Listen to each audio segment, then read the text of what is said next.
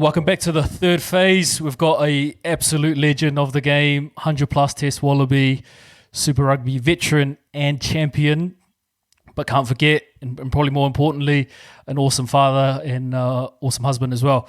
Welcome to Will Genia, man. Thanks for having me, guys. Really appreciate it. Thank you. Like, kind of the last week, we know you were getting you on. It's like, you think you're such a storied career, trying to fit it into a short space of time is always the hard bit. But I guess the easiest part, and actually a part I was quite interested in, is your upbringing and you're born in Port Moresby in Papua New Guinea. Like, give us an insight on that life, man.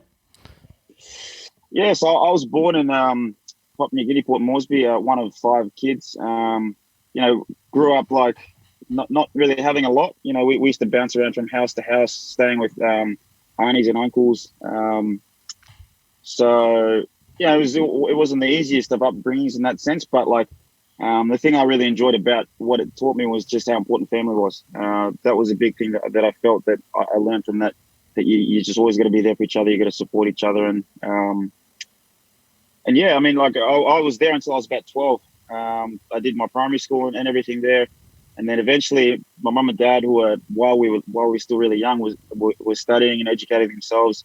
They got really good jobs, and they sent us over to boarding school here in Brizzy. And I came over to study, to go to school. And fortunately I was, sort of half decent at footy. So after I finished high school, I ended up staying over here. Which was a blessing, because if I wasn't, I would have definitely just gone back home and probably still be back home now, just chilling in the islands. My roots are always strong. That's home for me. I'll go back 2 or 3 times a year. I'll try to spend Christmas and either Christmas or New Year's with my family back home. My parents still live there. I very much identify with that still being my home and where I come from. So that's actually, it's been an important part of my life, trying to teach my daughter about where we come from and teach her the language and things like that. So yeah, it's very much a part of who I am. Moving to Brisbane as a 12-year-old, how was that transition? Obviously, with such strong roots and being away from family, going into boarding school, etc. How does that transition take place, man? How did you find all of that? Man, I found it tough. I used to cry every time I left home, even as a 12-year-old, up until I was about 16. Every time I left home to come back after holidays, at the end of I would always really struggle and always tell my mum I wish I could just stay home, because the way us back home, I'm sure a lot of Pacific Islanders will be able to understand. You grow up around your cousins, your aunties, your uncles. You pretty much, it's just one big sort of community. So when you're taken away from that and you're sort of isolated by yourself in boarding school in a foreign place, at that time it was definitely really tough for me, and I really struggled. But I was lucky. I had my older brother here with me as well. He didn't tend to struggle. He was all right with the transition, but for me it was quite difficult, for sure. So he was there prior to me getting there. He'd actually done two years of high school in Canberra, and then he moved to Brisbane when I went over to Brisbane. So he'd had a bit of experience being away from home and being in Australia. And when does rugby start to come into it? Were you playing rugby back in PNG or? No, man, I had no idea what the game of rugby union was. I didn't know a game like that existed. I grew up watching cricket, massive cricket fan, watching basketball, and rugby league. And the funny thing is, I was never able to play a competitive sport until I moved to Brisbane, because we used to go to church every Saturdays, and we used to beg my parents, can we play sport? Because obviously sports played on Saturdays, especially back there. They're like, no, we're going to church. So the only sport we'd ever play was just backyard cricket and backyard basketball and things like that. So when I moved over to Brizzy, I was like, man, this is cool. I can play sport on Saturday. It was so foreign to me. But yeah, I fell in love with the game really, really quickly. And I was obviously pretty good at it as a kid. And that fueled my passion to continue to play and to just really enjoy the game. And obviously it's, the story's sort of taken care of itself. What's school like as a kid in Australia? We don't, as New Zealanders or even on this side of the world, don't get too much insight into the development system and how someone would go from schoolboy rugby to into the professional ranks. So how does that all work out? So it's a lot different now. Like when I preface it by talking about the way schools are now. Like it's almost like semi-professional school when you go to watch them. I mean, they've got like S&C coaches. They've got preseason programs that run pretty much the entire year up until their 8-week season. They've got people with radios running out into the field doing all this sorts of stuff. And I mean, like when I was in school, I used to run the water when I was in year 7. Like they would just use little kids to, and it was probably like. The system as far as transitioning into trying to become professional rugby players, you obviously have your Queensland 16s, your Queensland schoolboys, your Australian schoolboys, and then from then on, when I was playing, if you were good enough, you got picked up into like an academy system for one of the Super Rugby teams, and then you followed that path, and if you're good enough, you obviously transitioned up into the top squad. If you weren't, you just played club rugby. It's very traditional in that sense, but it's. Back then, rugby wasn't like what it's like now in school. And I mean, credit to them. They've obviously got some crazy, amazing programs. And you even see the kids now as athletes. Man, I don't think I'd be able to play schoolboy rugby these days. No way. Freaks, eh? Yeah, it's scary, man. How big the boys are now and stuff. It's like, mate, these kids are pumping weights and stuff from like 14 years old. I touched my first weight when I was like 17. Yeah, it's crazy, man. It's crazy. But yeah, it was real for me. It was real traditional. Like I was fortunate. I got picked up in Queensland 16s. Met my good mate Quay Cooper. Went through to Queensland schoolboys. I didn't make Australian schoolboys, but was fortunate enough to play Aussie 19s the following year. And then I was lucky enough to get picked up in the Queensland Red system at the end of that year in 2006. Awesome. And you mentioned Quade, bro. Like, so you guys met as 16-year-olds or so? Met him when I was 15. We were playing club footy. I was playing for a team called Wests, and he was playing for East. Man, it was so funny. You see this real skinny, like tall kid with jerry curls like down to here. Bro, it's so funny. And it was so funny, man, just to remember what he looked like with his hair. And he loved his hair. Like, he loved his hair. Now he's barely got any left. Yeah. Yeah, I was about to say, he ain't got much left, bro. So you probably, he was lucky to have some back there. I know, bro. You should have seen him. He'd be sitting there straightening it, like curling it and all this sort of stuff, bro. Yeah, he'd carry a pink hair straightener around, and then for the first couple of years, we were playing Super Rugby together. Funny, bro. You'll straighten out the rat's tail. 100%, bro. Awesome, man. And in terms of yourself, like when does rugby start? You talk about the academy system and kind of different progression points, but when does rugby start to materialize for you and being like, shit, like, this could be, I might have a good thing going here? Bro, I never thought I'd ever be a footy player, ever. I had a first 16 coach who, to this day, is the biggest reason I've been able to do the things that I've done. He said to me at the end of 2012, he goes, you could actually make it as a footy player. And I remember laughing at him because he was driving me home after training. I remember laughing at him thinking, what a joker, like, who becomes a footy player? Like, I'm just going to go back home and Papua New Guinea. But what he did was, we would train every day, like, he ended up being my Colts coach. So as soon as I would finish training at school or after Colts, when I was out of school, we would pass for hours and hours and hours. Like we'd pass on Christmas Day, Easter. We just would train and train. With the lights would be off, we'd turn car lights on and we'd pass and pass and pass. And eventually, I progressed through those systems, as I was saying, and it started to hit me like when I was probably 18. When I got picked up by the Reds in the academy, I was thinking, man, maybe I could actually do this. And it was a funny thing. Like I walked in on my first day to start up with the Reds Academy, and Eddie Jones tapped me on my shoulder and he said, "No, look, we want you to come train with us in the top squad." Shit. And it kind of started from there, because then I thought, wow, like this might be a thing. But it was funny. My first ever session with the top squad, the warm up was 15 minutes and it was a bit of skill work. And after 15 minutes, I was buggered. I needed a new set of lungs. Yeah. I need a new set of lungs. And I remember Eddie looked at me laughing and goes, "Mate, this ain't the warm up. What are you doing?" I was thinking, shit, man, if this is just a warm up, I'm done. Yeah. Awesome. Bro, that's the exact same feeling I got when I had my first preseason at the Lenders. I probably was similar to you, like 18 coming down. And I remember walking in and I was just so shocked by like how big everybody was. And I just remember walking in like I was this like little kid. And I was just like, oh, man, we get like free kit. Like, fuck, it was the best day ever. 100%. Like that's the thing. You like when you anytime you make a footy team, you're like, yeah, free kit. But then being like when you start as a professional, it dawns on you like, okay, I have to go tackle that bloke in training, and they're all like 120 kilos, and you're like, shit, Bro, run fast, eh? bro. I remember Eddie Jones was tough, man. So like we would try to, obviously it's the smaller guys, we try to like stay with each other. So whenever we did breakdown or tackling drills, but man, he would come grab you as a halfback, and or like me myself from Quade, and you go, now you guys go stand over there with all the back rowers and all the second rowers, and you're gonna have to tackle those blokes. And oh man, tough school that first year, that's for sure.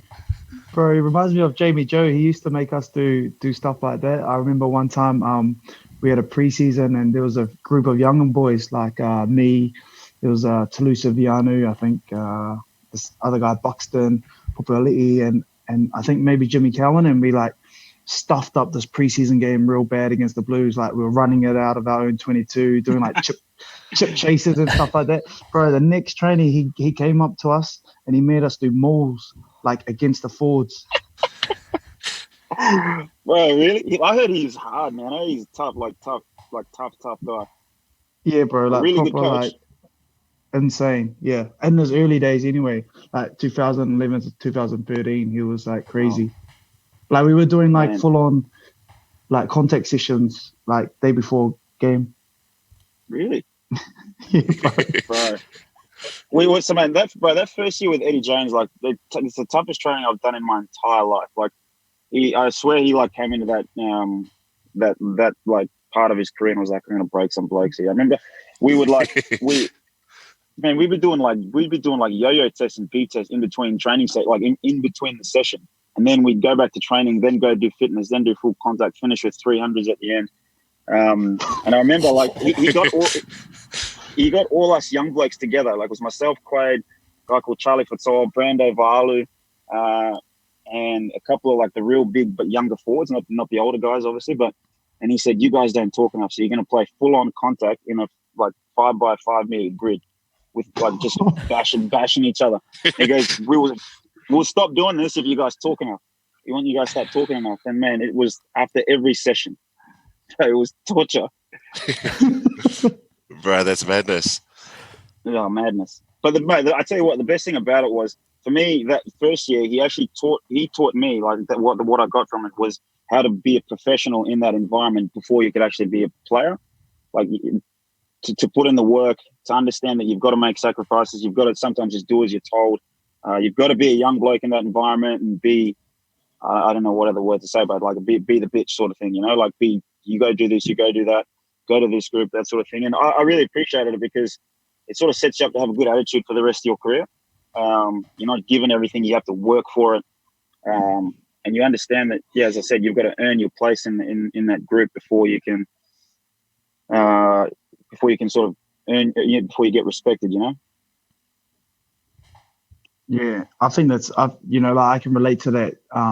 Definitely, you know, there's a sort of big thing in New Zealand. I don't know how you guys do it, Will, but sort of the back of the bus. So, you know, like the guys who have been there the longest, you know, like who have been there for so long, played X amount of caps, they sit at the back and then all the juniors sit at the front. But as sort of I was able to go on in my career in the Highlanders, similar to you kind of figured out like, oh, I see why you get to move back, and you work through those stages of having to earn your way back there, and you kind of appreciate the journey of getting back there and kind of seeing how the young guys react to, like you say, like being that young dude, like, are they going to pick up the bags, tackle bags? Are they going to go get the cones? Or, you know, are they going to do those extra reps that the trainer makes all the young guys do? I think it's, you know, pretty awesome, and it does set you up for a good career and really test you mentally, I feel. Any stories that they made you do as the rookie? Because who are your veterans at the time when you first come in?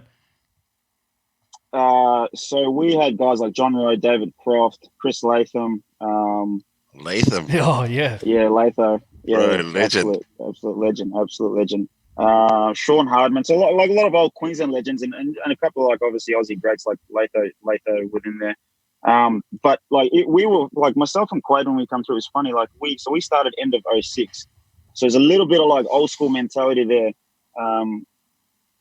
Like just before, like because I'd say nowadays, like you can't do the things that they did back then. Like in terms of how they treated you, the things they said, what they would do. It was like it was old school, proper old school.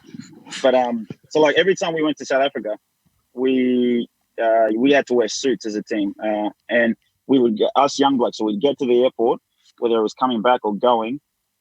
Every single player would just drop their bags, and then they'd be like, "All right, boys, we'll see you in there." And then it was me, Quade, Charlie, Brando, and we're in full suit. So then we're loading all the bags, all the team kit, everything. By the time you get into the airport, like check through, you're like it's like you've had a shower in your suit, and then you walk in and you see like all these blokes like having like champagne, sitting in their suits, real nice, and you're just like. Just stuff like that, bro. Stuff like that. Which, like I said, when you look back, it's funny. Like it taught you that like you had to work hard to not only earn your teammates' respect, but also earn your place within the grid. You know what I mean? Which I really, really appreciated. I really did. You guys then go on to almost, as you say, kind of the old school. Then you were almost, you know, yourself, Quaid, and a few other boys in that group become the new wave of the Queensland Reds, which kind of leads up to that your championship year. Like what was the big transformation in that stage, like to become probably, you know, one of the most exciting teams to watch in Super Rugby that year, you know, because he kind of went from middle, challenging somewhat, but then to a real contender. It was sort of like a perfect storm. Like we were lucky that we had really good coaches coming. We had Ewan McKenzie, a really good man manager, really good understanding of the game, and then we had Jimmy Mackay, who was our defense attack coach. And Matty Taylor, who's now the Wallabies defense coach. Their philosophy was a lot of the times you can get coaches who come in and want to coach a certain way, and you just have to adhere to it and adjust to it. They came in and they said, "All right, we've got these type of players. Why don't we mold a game around these sorts of players and play a game that these guys can play based on their skill set?" So immediately from us, there was buy-in because we're like, wow, like we can actually play how we want to play within the structure. They're designing it around us and how we want to do things. And I think like for someone like Quaid and even myself, like we used to love just playing heads up footy, playing what's in front of us. So to be able to have that freedom, like I said, you just have so much investment in the process now that you want to do well, because it's not only just going to be on the coaches, it's going to be on you guys as players as well. And obviously there's a couple of other things. One of the other things was, as a coach, Ewan McKenzie, he really wanted us to take it back towards wanting to make the Queensland public proud. Like it was about what's the tradition about Queensland rugby, establishing that, and then playing in a way that when fans walk away, it wasn't about winning or losing. It was about, okay, the team represented these values, and it was really obvious in how they played the game. So again, you're going back to having an investment and a buy-in in terms of what you're putting out as a product, if that makes sense. You know what I mean? Like you can judge yourself based on your performance, not just about numbers, but about what people say about you after a game. Oh, they played tough, they played hard, they didn't give up, they were making sacrifices out there in the field that you can see. And you know, the other thing that I really enjoyed about what the coaches brought to that group was they would back you no matter who your name was. You know, a lot of the times, so his big philosophy was, if you weren't right to train Monday, you're not playing, regardless of what your name is. So what that did for a lot of the group was the third, fourth fringe player, it was like, all right, he knows he's playing on Monday. He's like, wow, the coach believes in him. Whereas more often than not, your coach will give your star players until Thursday or Friday. And that guy that might play doesn't have the right amount of preparation time, where he starts to feel like, nah, coach doesn't believe in me, so I'm only here just because the guy can't make it at the last minute. And then obviously, like, it's funny, like all those things sort of come together. You get momentum throughout the season. You start to have confidence and believe, and bro, you just get on a roll. I mean, I'm sure you know I'm talking about, Lima. You know, whether it's been with All Blacks or the Highlanders, like you just get on a roll and you just keep going. Yeah, and I guess, you know, when you're playing such good footy, it's like you're not even thinking. You know what I mean? Like it just happens. But obviously you've put in the hard work, and obviously you've done all your homework. But when you're actually out there and things seem to just be going for you, and like you're doing crazy shit, and like it just comes off, you're just like, you know, like it just happens, and it's a crazy buzz, eh? It's a crazy buzz. It's almost like unconscious. Like you're not, like you said, you're not thinking. It just happens. I remember throughout that season, that was exactly like we got until like the second last round, and like we hadn't even thought about winning the comp. I remember sitting down with Digby and having a chat, and he said to me like, "Bro, we might actually be able to win this." And it was the first time that was actually a thought within like the group, because we were just playing footy. We were loving what we were doing. We were trying different things, quay kicking, crossfield kicks in goal, like just heaps of stuff like that. You know, like things were just happening. But yeah, it was a crazy cool buzz, man, and a crazy cool feeling. And yeah, I mean, it probably feels like lifetimes ago now. Yeah. Bro, when you like think back to that time, I think back to my time as well. The culture of the club, do you think that plays a big factor in how you became successful as a club and how you guys turned it around? You know, like who were the drivers of that, and what was that like at that time with the Reds? Because it looked like some cool fun, man. Yeah, culture is massive. I mean, like we were. I feel like culture for me starts with like your coaches and sort of feeds down. You know what I mean? And so when I was talking about that thing about Link, Ewan, and the coaches trusting players, like that was huge, because everybody starts to feel like, you know, they're part of the group. Because like a lot of the times you have guys who are training and never get to play, or they know they're not going to get to play because they've got such and such superstar or star or whatever in front of them. So the fact that there was that trust, not just from the coach, then bled into each and every person within that team trusting each other. And also what helped for us is we as a group, we were a young group together that had come through the age levels together. So you've automatically already got that bond and those relationships with each other. And you build those further when you work hard and when you start to have success as well. So for me, it kind of all went hand in hand. And we were a hardworking team, man. Like we would put through our paces, and we wanted to make sure that that was something that I guess people saw when we played. But again, it goes back to what I was saying, like that hard work that you put in, that sort of helps you build those bonds, because when you're in the trenches, you know, when you're in the trenches, you only have each other to rely on. So I think, yeah, I mean, the culture for me, because we were young back then, so a lot of the culture was driven probably more so from coaches than within the playing group. Mad, bro. And so obviously during that, you win that Super Rugby Championship during this time as well. You've made you debuted for the Reds as an 18, 19-year-old, is that right? Yeah, 18, yeah. Against the Hurricanes. And then 2 years later, you're debuting for the Wallabies against the All Blacks, is that right? Yeah. Yeah, bro. So, yeah, talk to us in and around that time, because I really feel like that Reds, like leading up to that Reds point, I think with yourself, Quaid, James O'Connor, it was a really changing of the guard within Australian rugby. And there's probably a little down patch because you had like Larkham, Gregan, all of those guys, and then maybe a bit of a down patch. And then you guys kind of re-energized Australian rugby and really, I suppose, you talked about it with the Reds there, creating more of a bigger purpose in terms of connecting with the audience, etc., or with the fans and stuff. But in terms of that brand of Australian rugby that came through from kind of your debut, can you talk to us a bit about that and kind of changing the guard, moving to the international ranks? How was that all for you, as well as having success at the Reds? Yeah, I mean, it was a pretty amazing time because, so I'd made my Wallaby debut in 2009 after having, I made my debut for the Reds in end of 2006. I'd played my first game for the Reds, and then damn, we were still at school, bro. Yeah, man. Oh. Bloody hell, it's a while ago, man. But yeah, I made my Aussie debut in 2009, and it was a crazy time, man, because like 2009 for me was a big year because I started to, like, more than anything, that was when I realized I could actually be a good footy player, if that makes sense. Like you make it into a professional environment and you think like, I love doing this, I love doing that, but then you start to realize I want to do more, I want to be better, I want to be the best I can be. And then I was playing good footy. I'd been injured, and I spoke to Robbie Deans later that year around the domestic test, and he said, "Look, I was going to pick you, but you're injured, so just get fit, and I'll see if I can pick you for the Tri Nations at that stage." So that was a pretty buzzy feeling for like a 21-year-old who could potentially be playing for your country. And then obviously he followed through on his word. And I just remember, like, it was such a surreal feeling, like walking into that first team meeting. You see George Smith, Nathan Sharp, like all these Matt Giddo, Drew Mitchell, Adam Ashley Cooper, just all these absolute legends of the game, and you start to question yourself, thinking, man, I don't belong in this. Like, what am I doing here? Like, this is crazy. But yeah, I mean, back to your question, it was sort of a change in the guard as well, in the sense that Robbie Deans had obviously come over and he was bringing a different style of rugby, a different setup as far as the culture.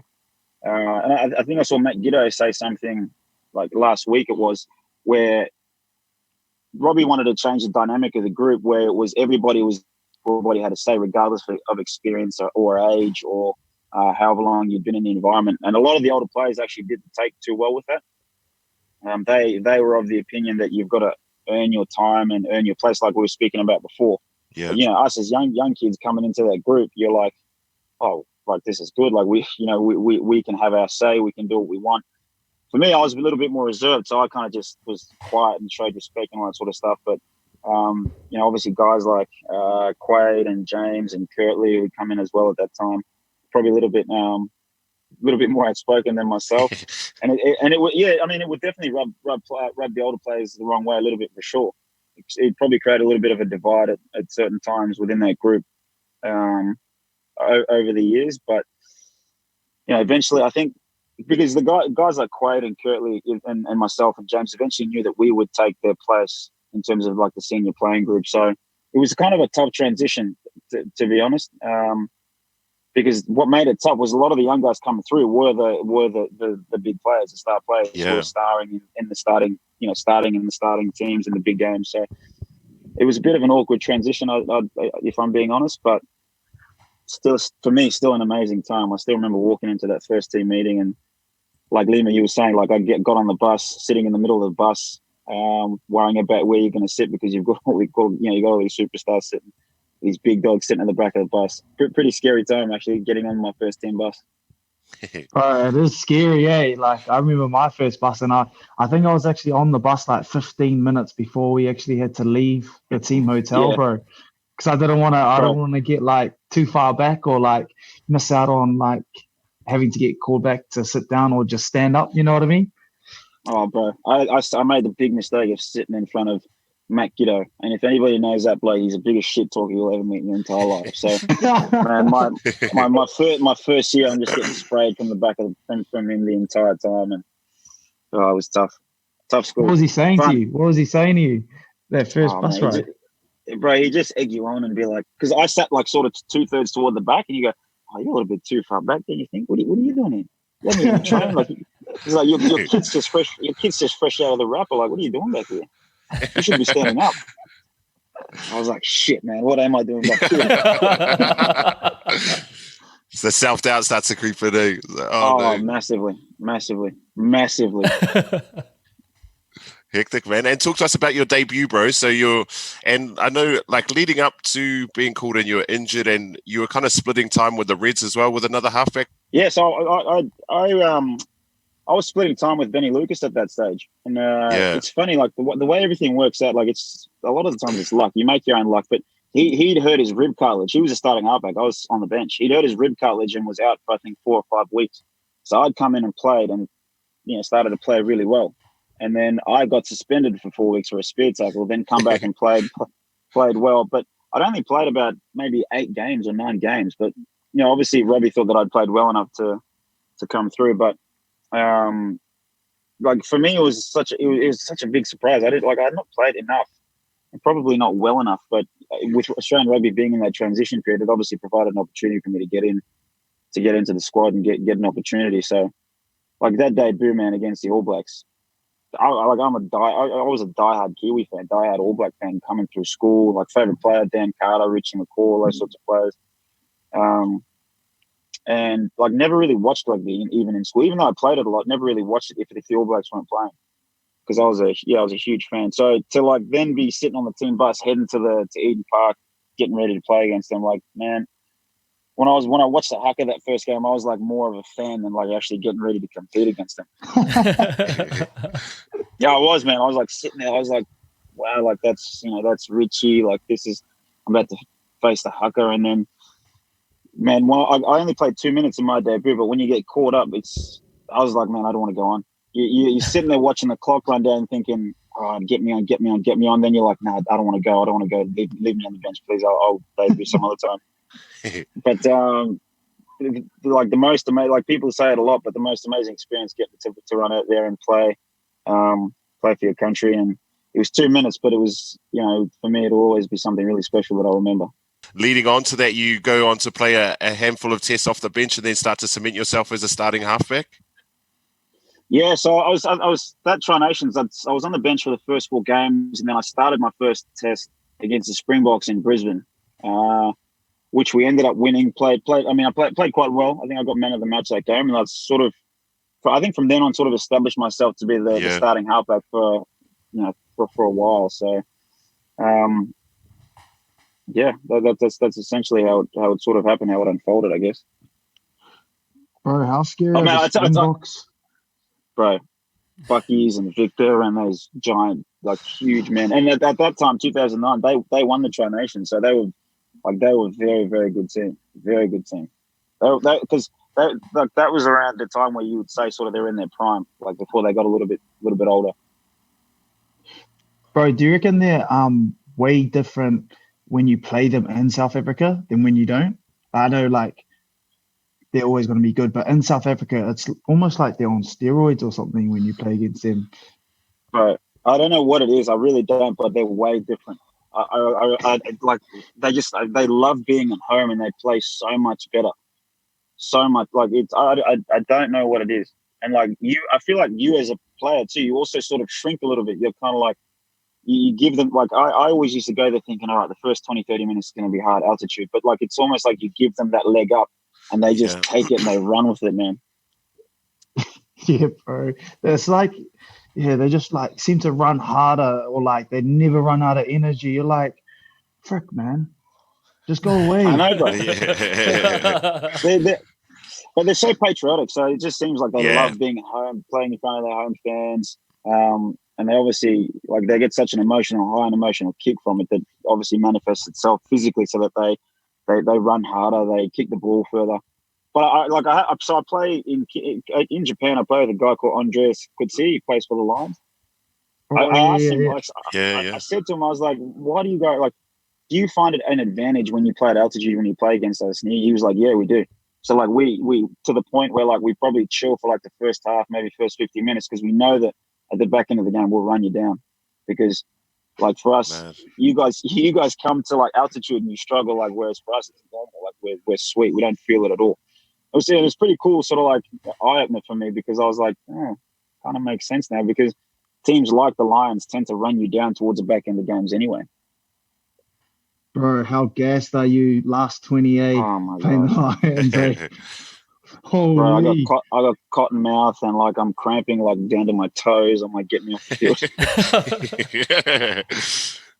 And talk to us. So, like, Robbie Deans is the guy that's picked you. I suppose, especially for us being New Zealanders and seeing like a New Zealand coach taking an Australian team.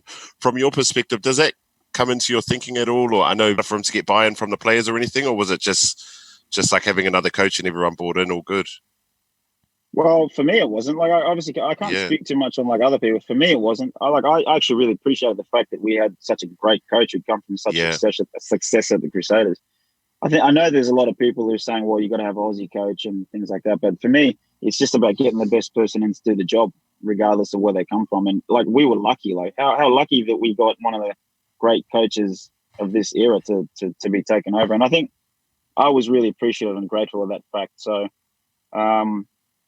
he was probably a little bit ahead of his time too, as well as when I look back, like nowadays coaches speak about all the things that he was speaking about, everybody comes in, you're equal, everybody has an opinion, everybody has a say, the group drives the culture, the environment. He was very much at the forefront of that sort of stuff around that time, and driving those sorts of things. And it probably, because we still had like a lot of the older players there, as I was alluding to before, like it would rub them up the wrong way a little bit, which is kind of why I was saying he was ahead of his time. And he was a good coach. He was a really good man, which I really appreciated. Always cared a lot about people's families. Wanted to make sure that you were comfortable, they were comfortable. He'd be one of my favorite coaches for sure. Awesome. Like, just on the topic of coaches, I guess you've had some great coaches. Obviously, Robbie, Ewan, Eddie Jones and Checker. Obviously, those last two, they probably get some mixed press from the media. But I guess like, what's your lock changing room? Because I guess guys like these, they've had their successes and they've coached for a long time. Your insight to those coaches, man. So like, Czech, I'll speak on Czech. So Czech, he's so different to what he puts out there. You know what I mean? He seems like this rogue like guy who's just irrational and a bit crazy. But honestly, he's a lovely, like, to me, he's an awesome guy. Like he backs, in terms of like supporting and caring for his players. Like, he's probably been the best coach I've had. He'll back you, he'll support you, he'll take all the heat for you, and he's pretty loving, sort of caring dude. You know what I mean? Like, he's so opposite to what he puts out there, and he likes to manipulate things like that. He does it on purpose because he thrives off the hate, so to speak. You know, he thrives off people trying to put him down and backs to the wall, that sort of stuff. But he's a great coach, great person, and much like Robbie Deans in that sense, is he's very much big on driving culture and environment and having players lead that sort of space. And it's funny, like, a lot of people think of him so differently to what he is, and I'd say Eddie's the same as well. You know, I only had Eddie for the 1 year back in 2006, 2007, but yeah, he was very much the same as well. Probably a little bit more crazy than Czech. I mean, man, I'll tell you the story. We had a guy called Oli Ave who was he was the Reds hooker at the time, and we walked in. We had a meeting a couple of days after the first day back in 2006, and his skin folds were too high, and so we're having a meeting. Eddie stands him up and he goes, "Oli, stand up, mate." Oli stands up. He goes, "Do you think it's all right to have your skin folds that fucking high, mate?" And he goes, "No." He goes, "You know what, mate? In the other room over there, there's academy kid. Go get her. You're training with the fucking academy for preseason." That's Eddie Jones, man. That's Eddie Jones. Yeah. Oh, fuck, that's hilarious. that's a pretty good But they impression all as have well. Yeah. Yeah, so I heard him spray people that many. Times. That's why. But the funny thing about them all is they all have their different ways of doing things, but it's about trying to get the same outcomes. And obviously, for some people, a certain style works. Other people, another style works. But they all always have the same intentions, but there's just different ways of getting across, I guess. But how fun was it being in that 2011 Queensland Reds championship team? Because, like, I remember watching, like you're saying, for the kick in the goal line from Quaid, like Digby's dancing, and some of the tries you guys are scoring were just unbelievable. Like, I remember that you scored that 60-meter one, just a single solo drive against the Crusaders, I think it was. Yeah. How fun was that? Like, man, it was honestly so much fun. It's like Lima was saying, like, when you get out there, you just do things, you express yourself. But we were so fortunate, like I said, like as a playing group, we had coaches who were like, just go express yourself. Like, go out there and play how you want to play the game. With it, like, we had such a simple structure that it was literally like we had two calls. It was I think Broncos was hit middle, Cowboys was hit wide, and then the rest was just play footy. And like, so to be able to have that freedom to go out there and, like, you just felt like a kid. Like, you do what you want to do, like chip and chase, or flick pass, or do whatever it is. As long as, but their big thing was, as long as you practice those things at training, you practice those skills, get out there and do what you want. And like I said, we were so lucky that they would, like, particularly our attack coach, he was real close with myself and Quaid. He would just allow us to get out there and play what we see, to express ourselves. And like, there's no more playing footy. There's nothing more fun than that. Just getting out there and playing what you see and being able to express yourself. Like, it's the most fun I've had on a footy field, and also the most fun I've had off the footy field, because we had such a good group of guys. We enjoyed each other's company. And I'll say this, like, Ewan McKenzie was like, he didn't have very many rules. He had a couple of rules. One of them was 2 rules: turn up on time and make sure you're wearing the right kit. He's like, I don't care what you do outside of rugby, whether you're on Twitter, Instagram, Facebook. I don't care if you go have a beer, this, like, whenever. But when you turn up, you wear the right kit, you're on time, and you train hard. Wow, that's mean, bro. It was a whole bunch of fun, man. And like, the other thing I really enjoyed is he said, celebrate your wins. He was like, I don't care. Go out and have a drink. Go out, have a drink till 4 or 5 in the morning, whatever it is. Celebrate your wins, especially because us as the Queensland Reds, we were terrible in years gone by. He's like, you guys haven't won yet. You haven't appreciated celebrating winning games. So go out there and do that, enjoy it, and you'll get a taste for it, and you'll want more of it. So we had a whole bunch of fun that year, that's for sure. Wow, must have been some pretty good nights at Fridays or Sundays at the Normandy, bro. Too many, bro. Too many nights like that. Too many nights like that at Fridays, and also overseas. Yeah, we had too many good times. Plenty of good memories. Leading into that period, like this great coaching, 2011 World Cup. Yeah, 2011 was Yeah. my first World Cup in New Zealand. Yeah. Zealand. So full circle from the debut, going back. Like, tell us about that journey through the World Cup, and you guys were playing. The Reds had won. You're at the peak of your powers, Quaders, Australian rugby's humming, heading into the World Cup. Tell us about that journey, bro. That was crazy. So we'd had a really good win against the All Blacks in Brisbane, leading into That's that right. World Cup.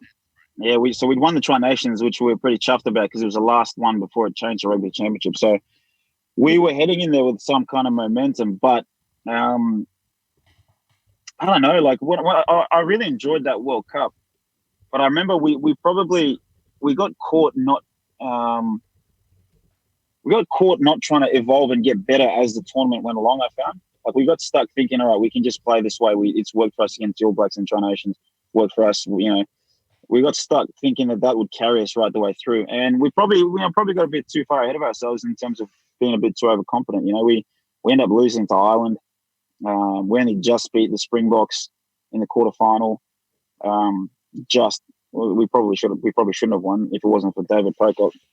But and we ended up getting spanked by the All Blacks, I think 22-0 in that in the semi-final. But yeah, when I think back, we probably got a bit of it too far ahead of ourselves and a little bit too overconfident.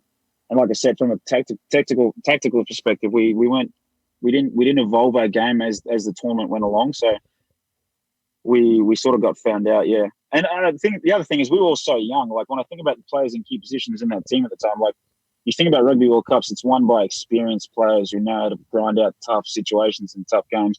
Whereas like we had that 2011 Reds mentality where like, no, we're just going to play, we're going to play what's in front of us, play running rugby, all this sort of stuff. Whereas I think World Cups are won on, I don't know, as we've seen, World Cups are won on, playing in percentages and playing set piece well, kicking your goals, just those types of rugby. Whereas we couldn't play that type of rugby at that time. Yeah, hectic, bro. And like that Super Rugby, you guys go through solidifying yourself as an international player. I think you won. Was it Australian Rugby Player of the Year and along those years as well? Yeah, I think in 2011 and 12. Yeah. Yeah. And then carrying that on through to the, I suppose, building up to the 2015 World Cup. You're still playing Super Rugby. 2015 World Cup comes by. How was all of that? Best 8 weeks of footy of my life, I'd say. I mean, along with my time at the Queensland Reds, just like a whole bunch of fun. Like it was really cool having the Rugby World Cup in the UK, just because obviously the home of rugby, and you just had that feel of tradition and being in such a cool city, cool country, like a big place where it was, you felt like it was a big event. I really enjoyed that. And again, the reason it was such an enjoyable 8 weeks wasn't so much because we were winning, but we just had a really good group of people. Yeah, that spent a lot of time together, worked hard together, and build those bonds, which I think is the reason we had that success heading towards the final. Because, it was just a whole lot of fun. Like it's hard to put into words that 8 weeks because it's such a blur now when I think about it. And I suppose a big changing point heading into that World Cup, Australia introduced what's now called the Giteau rule, and you guys got back a whole load of like really experienced world-class players, Giteau, Drew Mitchell, Adam Ashley Cooper. What does that do to the environment and for the boys? It was such a masterstroke by Czech, because as I was saying before, he realised that Rugby World Cups aren't necessarily won on free, flamboyant type of rugby. It's about having old heads who understand situations in games, set piece, playing field position, territory, kicking your points. So having those guys come back, and those guys that had plenty of success, particularly Gitz and Drew, in the I think it's Champions Cup now over there. They'd won the last 2 or 3 in a row, I think. So they and that sort of rugby is pretty much playing test rugby. So having those guys come in was a huge shot of confidence for us as players. Because we knew the experience that they were bringing in. They were winners. When you have guys who come into your team that are genuine winners, that brings a lot of confidence as well. And just their ability as players. I mean, Git's a wonderful player, and from an attitude perspective as well, like just drove high standards So having those guys within the group made a huge difference for us, for sure. And what was it like when you first joined the Wallabies and Gets is spraying you for sitting too far? You're probably near the back of the bus now. he was sitting in front of me. He was sitting in front of me. I was right at the back, and he was a couple of seats in front. So I got him back. Don't worry. I mean, he came in after the 2019 Rugby World Cup, and we're sitting down having a drink after we just lost to England. I looked at him. I said, "Mate, how many Test caps do you have?" And he was like 101. I was like, "Well, mate, I've got 110 now, so the dynamics changed during this group." He had a good laugh. He's a good man. Talk to us about the World Cup final, bro. Like you guys have this experience, this really strong tournament. What was your feeling heading into that final? It was funny. Like I woke up that morning thinking, man, tonight I'm going to be world champion. Like it was kind of one of those feelings where you realize the significance of the opportunity that was in front of you. But then once we got into the game, it was funny. Like our discipline was really poor in that first half, and DC's just slotting them from everywhere. So it kind of felt like the entire game we were just chasing the game. And then during the game we got to a point where it was 21-17. So it was 4 points. We just scored a try, and we started to think.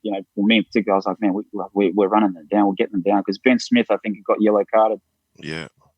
And then DC just gets the ball and just steps back on his left and slots a 40-meter drop goal. And then they're ahead by 7 again. And then we're chasing again. No, we just always constantly had that feeling of chasing the game. And then obviously Barrett runs away and scores that try, and then the game's pretty much done. But yeah, it was like an amazing experience, truly amazing experience to have played in that Rugby World Cup final. But I mean, we lost to the better team. So when I think back to it, I don't think back with regrets or get emotional or sad about it. It's just you're fortunate. I was fortunate. We were fortunate enough to be in that position, but we just, I guess at the time we weren't good enough. We weren't good enough.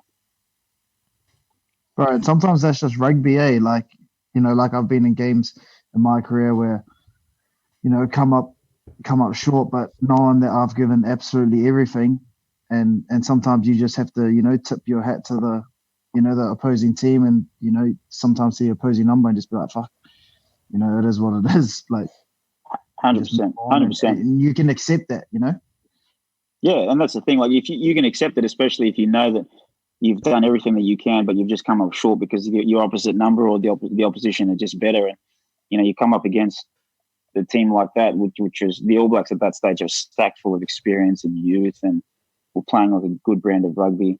And there was nothing much, you're emotional, you're upset about it after the game, but you're like, you know what, you guys are too good.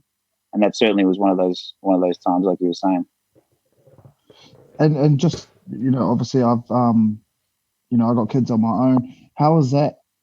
How is having kids or your own family affected the way that you look at rugby now compared to, say, when you looked at it in 2011 or, in your early years of playing footy?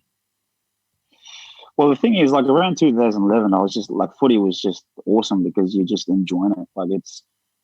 I mean, I've been saying a little bit, but you're just expressing yourself, you're having fun, you're doing what you want to do. But then for me, I went through a period from about 2013 to 2015, around the World Cup, where you start to overthink things, you start to worry about the politics of the game, you get caught up in things that are going on in the administration and worrying about a whole lot of things that you don't need to worry about. And I think for me, having my daughter made me realize again that rugby is just a game. That there's so much, that she's so much more important than anything else that I'm doing, whether it's rugby or anything else. So in that sense, it put rugby in its place to just be a game, which for me allowed me to enjoy it as a game again, if that makes sense, and allowed me to just feel like a kid where I can get out there and run around and play and have fun, and not worry about things that complicate the game. Not worry about what people are saying or thinking about me, not worrying about what's going on in the organization or the politics or things like that. Just playing footy. So I'm it's a selfish thing in a sense, but I'm also incredibly grateful that for me, that's what she's done for me. She's made me enjoy the game as a kid again, which is such a great gift, such an amazing thing that she's done for me. After the Lions series in 2013, I mean, I played against the All Blacks. We played the first 2 tests, and then I got dropped against, I think, Argentina. And then like I was only dropped for the one game. I come back, played. I was starting again for the rest of the year. But then 2014, I didn't play the entire year because I was injured. I think I'd done my syndesmosis, but then also when I came back, Nick Phipps and Nick White were playing some really good footy, so they were just getting picked ahead of me. So I was in the squad, but I just wasn't playing, and which was fair enough because they were playing really good rugby. But around that sort of time, you start to think.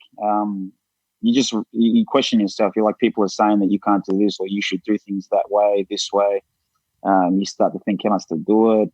And you just overcomplicate things in your head. You overthink things, and what it does to your game is you're not playing in that free flowing state anymore. You're not being instinctive, which for me was massive because that's how I like to play footy. And you obviously just don't play as well as you'd like to. And then again, that compounds itself in thinking, oh, what didn't I do in that game? Why wasn't I playing as well as I would have liked to? And it's just like a vicious cycle. Yeah. So then for me, like the thing that saved me, like I said, was just having my little one, was like starting to realize there's more important things than footy. And it frees your mind up. It frees you to like just do it again because it's fun, not because it's your job or not because you want to try and please the media or other people in terms of what they're saying and, stuff like that, all that sort of rubbish. I can attest to that, like you come home, say you don't play that well or, you have a good win, but, you might go into the aftermatch and your daughter's screaming her head off crying. Like she doesn't care that you won, or like, you lose and you're down and then you walk upstairs and you go to the aftermatch and she sprints over and gives you a big hug. You're just like, oh shit, actually, like this is, I'm sweet. Whether you win or you lose, it doesn't matter. Mate, it's the best. I love coming home, like when you win or lose or you feel like rubbish and she just wants to colour in something. You're just like, yeah, that's what it's about, or she wants to go to the park or like she's just happy and that's honestly, that's all that matters. So she's given me so much more than I could ever give her, which is a blessing. You've had such a storied career. How have you stayed relevant, or what have you evolved within your game to stay kind of at the top? Like I suppose you came on the scene as a run and gun halfback, and probably as your game's matured, you've had to develop it in different ways. How have you stayed relevant, bro, as a halfback? Well, you just watch the trends as far as how the game is being played. It's not about necessarily watching specific other halfbacks and what they do. You watch the trends and and the thing that I picked up was that like when I first come on, I used to love running the ball and carrying the ball myself, playing a little bit like more of a running game. But then as my career's gone on, Robbie Deans actually said to me, he said, look, what you'll find now is teams will mark up when you're a lot heavier. So what I want you to start doing is just passing. Just pass, and then eventually over the years start to mix it up between the both. But then, as the game sort of evolved, you find that nines kick a lot more. And I went through a phase where I struggled a bit with box kicking and kick, like just kicking in general. I used to get charged down a lot, so it's something that I had to work on a hell of a lot. And I certainly something that I got better at. And then just like growing your game as far as just your skills, continuing to work on your skills. Because like in the halfback position in particular, it doesn't necessarily change a lot. Like your core role is to make sure you're giving good service, and then you just play the game that you've seen in front of you more than anything else. But I think I'd say nines nowadays pass a lot more than say they run. It's more of a passing role now than what it used compared to what it used to be. Probably because defenses have got a lot better as well. Back then, like defenders around the ruck, it was a little bit looser. The forwards probably weren't as athletic as they are now, which means they can cover you better. So your game is probably more about like passing, particularly early on in the game, maybe first 40, 50, 60 minutes. And then when it starts to loosen up around the fringes, you can find space. So like it's about, in terms of staying relevant, or not even staying relevant, it's probably not the right way to put it, is staying with the game as it evolves, is to just continue to watch those trends and try to adjust your game with it as it goes. How did you find playing in the different styles when you had your time at Stade France, fitting in with your own, the own Will Genia style? I was lucky because their big thing was they wanted to be flamboyant. They wanted to play with flair. Like their uniforms are pink. Yeah. So they were like, you know what, we want our style to match the way that we look and the way that we are. So I was lucky that I went to a club that liked to play that type of rugby. But what was a huge eye opener was whenever we playing in that competition, like it was all about forward dominance, set piece, playing territory, kicking your points. Like I remember we had a scrum on, I think it was like just in front of halfway, and we were dominating, and we had an advantage, and I took the ball out and took a quick tap, and I've never been sprayed so badly by forwards before in my life. They wanted us to they wanted us to scrum again. I was like, no, let's play. We got the advantage. I got put in my place real quick there. So I never ever took quick taps again. But it's real different rugby in that sense. And the funny thing about it, I feel like rugby, particularly in the Northern Hemisphere at club level, is played more like Test match rugby than say Super Rugby, for example. Not in terms of skill level and like athletic ability and things like that, but just in terms of their mindset around the game, where they play the percentages really well, they play territory, they play the set piece, they kick their points. So I enjoyed it from that perspective, but I did also miss, like, say, the free-flowing, like, flamboyant type of footy that you play in Super, that you watch in Super. The touch rugby, they say, over here. Yeah, they call it the touch rugby. They reckon there's no physicality in Super Rugby. It's funny. It's funny, man. And so now, guys, your third World Cup, which that's quite a rarity. There's a small number of players that have been onto their third World Cup. And kind of how was that for you, man?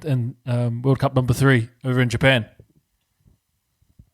Well, it was a crazy experience because it was different. Like I was going over there as like a 31-year-old now. Like at this point, I was competing with Nick White to see who was going to start and not start, and we ended up sharing the role. It was different because, like, obviously the last two I'd gone in as the number one. I'm playing. I'm part of like how we're going to do things, how we're going to play the game. Game's almost based around the way that, like, say, I'm playing at halfback. But it was different in that sense. And then it was also different because obviously there'd been a lot that happened last year with the Israel Folau situation.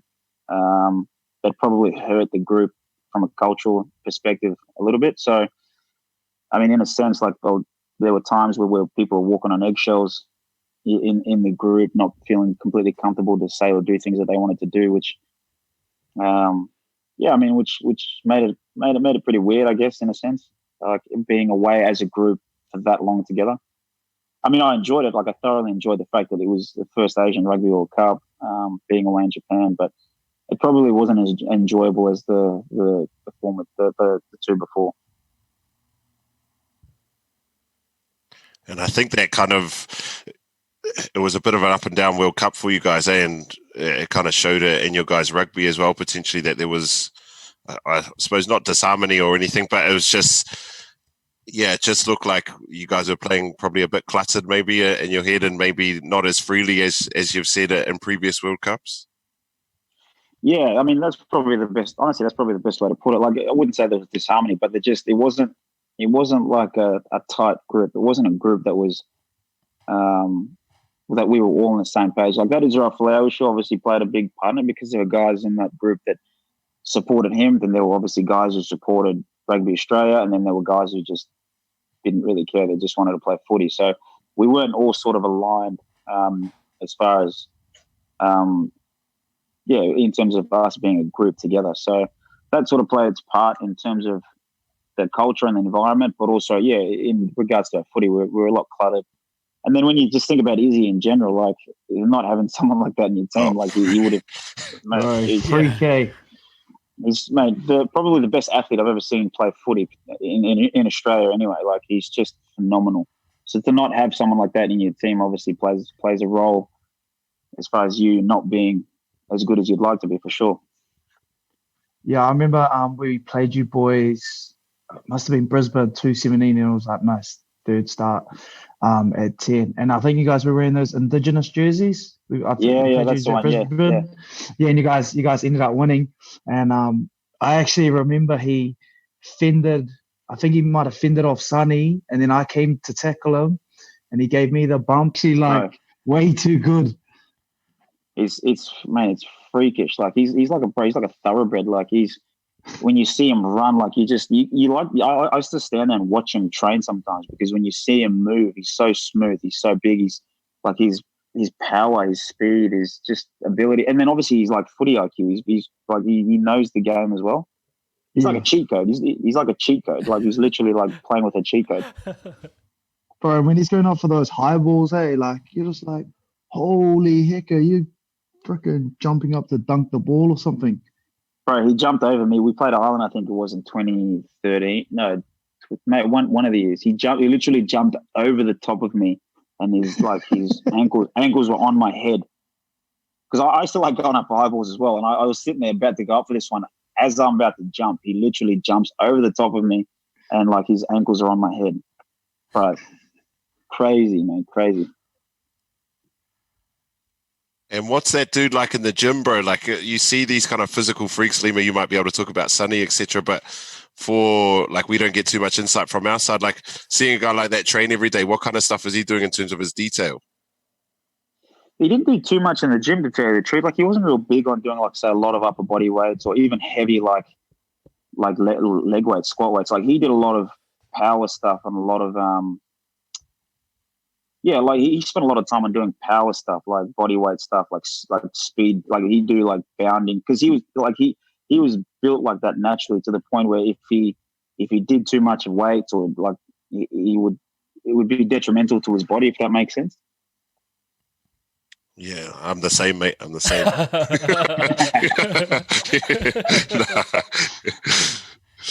Well, mate, we had Tatafu Polota now. Like he was banned from doing upper body weights because he literally would get too big.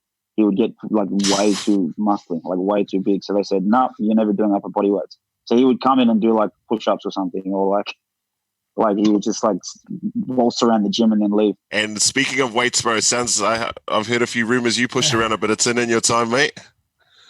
Yeah, back in the day, man. That was a long time ago. bit of a bench presser. Rumors 160, was it 140, 160? No, I got up to 172. Ooh. Yeah. But I was like 86 kilos back then. Like now I'm like between 80, 82 kilos playing footy. So that's way too heavy for me. Man was just getting those beach muscles ready, eh? For the coast. Yeah, you're saying something about a beach body or something. Yeah, I was like, oh, you must have been getting the beach body ready to go down Sunshine Coast or something for the summer, brother. Gee, not me, bro. That was a long time ago, man. I think now I can do like 140 or 150, but I was way too heavy. I could feel it. Right? It's like that's the other thing. Like you were saying, like in terms of adjusting to like footy. Like back then, I could be 85, 86 kilos. But like I'd say from about 2011 onwards, man, I was too heavy. I wouldn't be able to get around. I actually could notice it, so I had to drop the weight because there's so much more running now. You see it in the size of like halfbacks now. If you compare it to the 2000s, the size of halfbacks compared to now, like Aaron Smith, Nick White, like they're all smaller now. Yeah, man, they're tiny. Like I was watching a game from 2010. A couple of days ago, I was like, man, I can't believe that's me. Like I was 84, 85 kilos. I was like massive. And then like it flashes, like I know I watched the game in 2017, like when we played the All Blacks in Dunedin. Bro, I was like half the size. I look like half the size. I got like no chest and like no back. I'm just like running around everywhere, as opposed to like back then I was like breaking tackles and like palming blokes and like because you just like that was the way the game was being played back then. And talk to us a bit about, I suppose, other halfbacks you've come up against. Like, who do you have, I suppose, real admiration for or respect for? Because I suppose that you guys are in each other's faces a lot, and everyone's like, your roles are so comparable, So my favorite halfback of all time would be Fourie Dupree. He's my number one. They're the best halfback I've ever seen play. I like him because I like his game. Like to me, he revolutionized the way halfbacks played because, for a while their halfbacks would just pass, whereas he was like a playmaker from halfback. He was about playing people into space. He was a great decision maker. He'd be making not the right decision 9 times out of 10. Great kicker of the ball. He was a great runner of the ball as well and played the game at pace, which I really enjoyed. He's someone I learned a lot off in terms of just watching. So to be able to play against him, he's definitely my number one. And then I really like guys like Aaron Smith and Ben Young. Similar in the sense that, like, obviously they're very good at their core roles of passing and kicking, but I like the idea of how they like to play people into space. They're playmakers as well as distributors. They're the types of players that I like to watch. That that I feel like the way that I like to play. So they'd probably be the three halfbacks that I really enjoy watching, and the three halfbacks that I really enjoyed playing against for sure. Growing up, I never really watched much rugby at all. Yeah. I loved playing it, but I never really watched it unless it was the All Blacks. And I was a big fan of my older brother. My older brother used to play halfback when we were in school. He played first 15 as a halfback, so he was probably my role model in terms of watching him play and wanting to be like him as a kid. But there wasn't really any kind of like role model like George Grigg or anything like that. No. With rugby league being so big in PNG, maybe not before your career, because I know you didn't really think about it, but kind of did rugby league ever think of a mid trade while you were playing, or like anyone knock on your door from rugby league circles in Australia, because it is so big there? Nah, no one knocking on doors, but I would have loved to, man. I would have loved to have been like a hooker or something. Yeah. Like have a good pass and like scoot out and run out and like have the space of the 10 meters. In rugby, they're just right on top of you. You're getting smashed if you're not getting the ball away, sort of thing. So I love watching the rugby league. I love watching it. I really wish I had the opportunity back in the day to maybe play a little bit, but probably a little bit too past me now. Yeah. Well, man, that's really surprising. I really thought someone had knocked on your door for a hooker role. I can 100% see you play. I wish, man. I wish. I honestly would have genuinely would have considered it, because I love the idea of but I wouldn't be able to make all those tackles. You see guys like Cameron Smith making I'd be broken. I'd be like, take me off, sub me off. If you could have gone to NRL, what team would you have picked? Cowboys. I'm a big Cowboys fan. Yeah? Love the Cowboys. Yeah, Matty Bowen. Man, that JT, Matty Bowen, and you, that spine, that'd be quite nice. Yeah, I got tired of looking like Matty Bowen too, so Same speed, bro? Yeah, 100%, bro. I wish. Currently going on with all this coronavirus stuff, and I guess it's the state of Australian rugby at the moment. Like, it's all kind of up in the air. There seems to be, it's all really confusing in that space. Like, kind of, what are your concerns with where you see it at the moment, its current state, how all that's panning out at the moment with Australian rugby? Obviously, there's a bit of trouble from a financial perspective. I mean, they had an opportunity to negotiate for the TV rights deal at the start of the year with Fox, and I think they were offered the same deal, but I think Raylene turned it down because she obviously wanted to test the waters. But obviously, within coronavirus and everything picking up, all that sort of talk about any of that has sort of been shut down, because there's obviously more important things in footy. But what it's done is it's put rugby in a position where the future is not guaranteed, because if you don't have the TV rights deal, you've not got the money coming in to make sure that the game survives. And then what's made it even more difficult is that they're in a pretty precarious position financially right now, in that there's not much money in the game. And with no money coming in at the moment, because there's no content on the media platforms, there's obviously no money to pay the players. There's no money to pump into the game, the organization, to keep things running. So I feel sorry, because it's in a position where,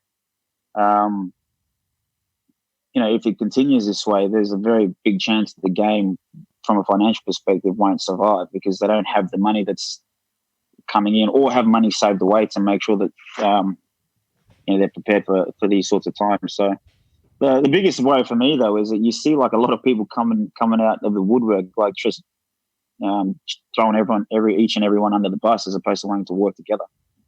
For me, it'd be all that energy that's being put into wanting to put Raylene down or put the organisation down can be put into wanting to find solutions together. I think that's the thing with Australian rugby, is if everybody can get together and work together to find solutions rather than put each other down, that energy can be put into the right place. And it's as a fan now, more than anything, it's just sad to see that everybody just wants to push their own agendas because they want to be in charge, or they want to take over from Raylene, as opposed to just wanting to help the game for the good of it. I mean, that's my uneducated opinion. I'm not in a position where I understand the finances. Yeah, I mean, I'm not in a position where I understand the corporate world or the finances of it all. But Australian rugby needs to be a part of world rugby, and it'd just be great if people could see that and try to work together for the greater good of it. What do you reckon of the UFC Fight Island idea, or the NRL thinking of putting all the players on an island? I think the thing I like about it is that they're being innovative. You know what I mean? they're forward thinking. They're wanting the game to continue to grow, to continue to have that, to continue to go ahead. And like people can say things like that they're being silly or whatever it might be, but at least they're being forward thinking about it. At least they're getting together and wanting to make things happen. And that, if it goes ahead, I'm sure that it will only go ahead if it's safe. But at least they have those ideas. They're thinking that way. Yeah, man. The sad thing is it's been going on for so long.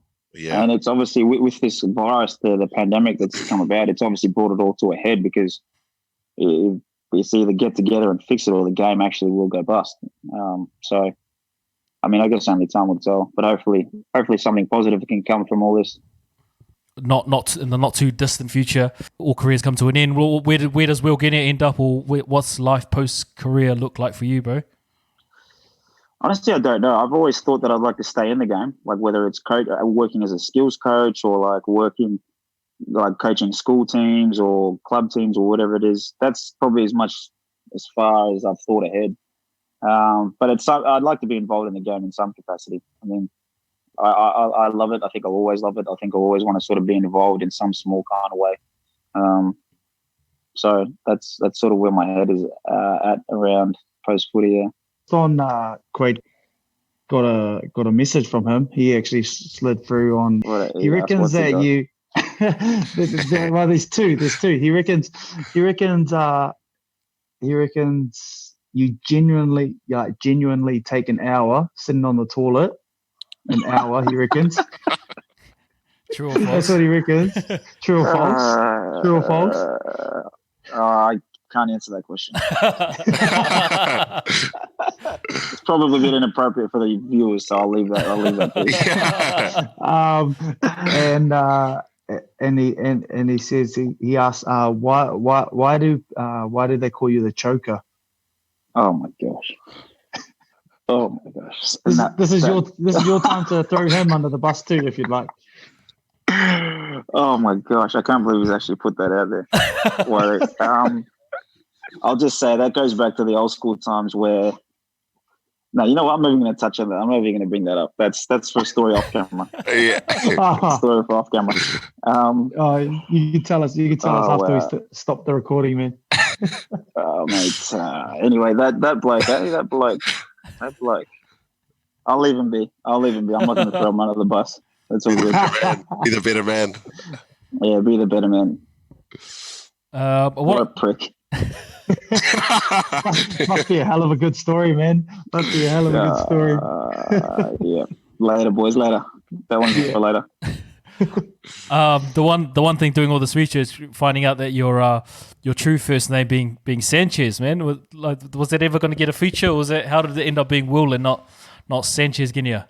Mate, when I was a kid, everyone used to call me Sanchez, so I was like, no, I'm not going by that name. And it was funny, like when my first ever trip to South Africa on my passport, like they were one of the older boys had my passport, and he goes, "Who the fuck Sanchez? Who is this?" Like they're like, "Who is this bloke?" And then I was like, "Yep, that's me." Oh man, I go by that name there now. Anyway, I don't go by Will. I just get everyone to call me Sanchez. I'm starting to own it. Sanchez William, really odd name for a Papua New Guinean, I know.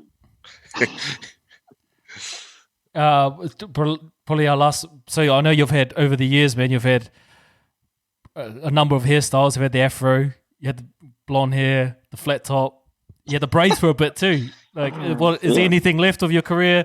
You know, like anything left to show for the people that you got a surprise for? Or I got a mohawk going at the moment. So. Yeah, there you go. Something new, something different. Yeah, bro. Yeah, nice. Something different. I rate it. Yeah, bro. For sure. I like that, bro. I think that's us, man. We'll wrap it up. I know you've got it's the start of your day, so man, really appreciate your time, man. That's probably the most important thing anyone can have. So really appreciate that, bro. It's been actually really fun. So some good stories. We'll enjoy listening over to this one again, I think. No worries, man. Like I said, I really appreciate you guys having me, man. I love doing this sort of stuff and just having a yarn and sharing stories and things like that. So thanks, guys. I really appreciate it. Thank you so much, bro. It's been awesome. Yeah, no worries. Cheers, guys. Take care, brother. Thanks heaps, bro.